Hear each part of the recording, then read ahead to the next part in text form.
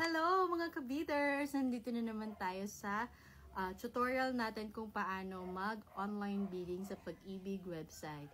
So, part 4 na po tayo ng ating tutorial. So, meron lang ako sasagutin isa sa mga questions dun po sa video ko. So, sabi dito ni Sir Lyle, good day po. Question lang, sa bidding, pag nakalagay doon ng 100k and kailangang magbayad agad if sabihin ko na 1M. So, I think ang gusto pong sabihin ni Sir dito is, yung minimum bid offer po ni Pag-ibig is 900k and ang gusto niya pong bid offer is 1M. And ang tanong niya, kailangan niya ba daw magbayad agad? So, bago po natin yan sagutin, papaliwanag ko po muna yung concept ng bidding. Kasi si Pag-ibig po, may tatlo po siyang category ng pagbibid. So, makikita po natin dito, we have the first auction, second auction, and the negotiated sale.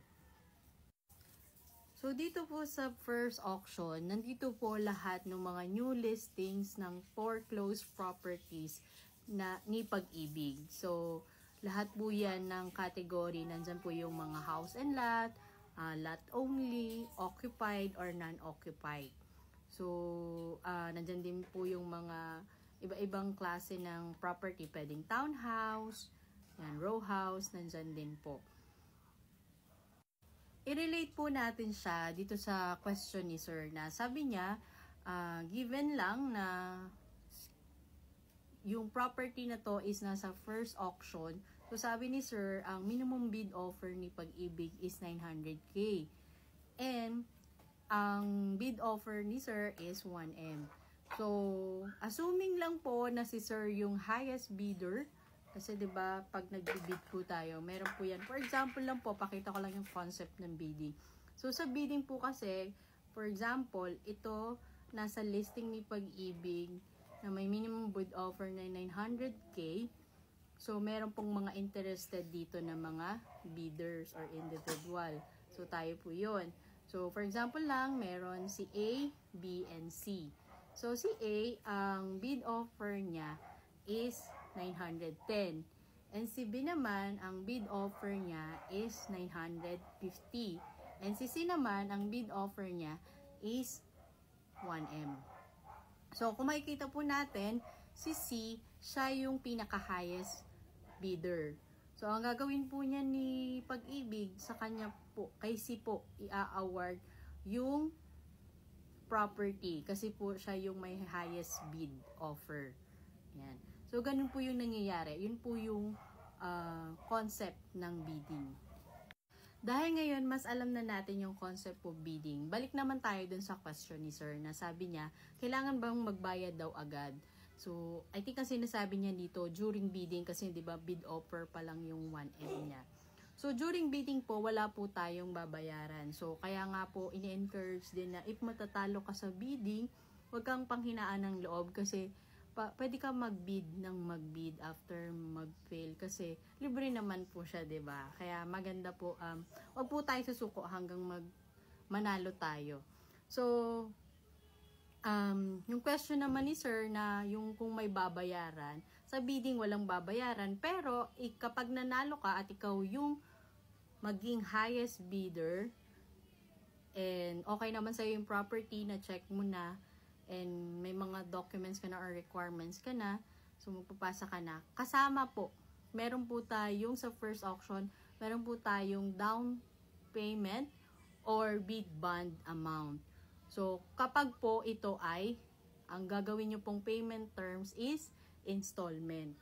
So, for first auction po, up to 10% po sa TCP ang inyong magiging down payment or bid bond. Ayan po. Yun po yung babayaran. So, magkano po ba? Katulad ng sabi ni Sir, 1M yung ginawa niyang bid offer. So, siya yung nanalo as the highest bidder. So, 10% of 1M is 100,000. So, kailangan po, meron siyang 100,000 para po ibayad niya as bid bond or down payment. Doon po sa napalanunan niyang property. Then, sa, pwede naman din po, may magbayad ng cash. So, kung gusto nyo, pwede din po ng cash. So, may discount pa yan pag cash po ang ating babayaran. So, bibigyan po tayo ng within 30 days para magbayad ng cash in full payment. So, ang question naman natin, paano ba pag sa second auction yung property na inaay natin or yung gusto natin na property? Tapos, tayo po yung nanalo as the highest bidder. So, kung nanalo tayo ng highest bidder, tapos ang bid offer po natin is 1M, ang down payment po niyan or bid bond amount is 5% of your bid offer amount. So, 5% of 1M is 50,000. So, 50,000 po yung kailangan maging down payment ni sir or pag nagpasa na siya ng requirements. Yun po yun. Kapag cash naman po, meron din yung kung in full payment na babayaran, meron din pong discount. Nakalagay dyan, up to 30% discount pag nasa second auction na po siya. So, paano naman po kapag si sir nagbi-bid siya dun sa mga property na negotiated sale and siya po yung nanalo? So, ang bid offer amount niya is 1M. So, ang kagandahan po dito pag nasa negotiated sale na yung property, kasi pangatlo na siya. So, dyan po, wala na siyang down payment or bid bond na tinatawag. So, dito, ang babayaran nyo na lang po dito is the reservation fee and the processing fee. And kung house and lot or condo, yung property na panalunan ninyo, meron din siyang fire insurance. And pag lot only naman, syempre wala na siyang fire insurance. Processing fee lang po and reservation fee ang ating babayaran. So, to summarize it all, regarding dun sa question ni sir kung may babayaran ba. Sa first auction or second auction, meron po tayong babayaran na down payment or bid bond. So, kung long term po, ang payment terms na gagawin natin is meron tayong need na bayaran na 5% and kung short term naman po is 10%. Yan. So, yung balance po na matitira doon, less po yung down payment nga na amount, is yun na po yung magiging loanable amount po natin kay Pag-ibig. Then, yung sa negotiated sale naman po, ayan, wala na tayong babayaran dyan. Wala nang babayaran na bid bond amount dito sa negotiated sales. Ang babayaran na lang is the processing fee and the reservation fee.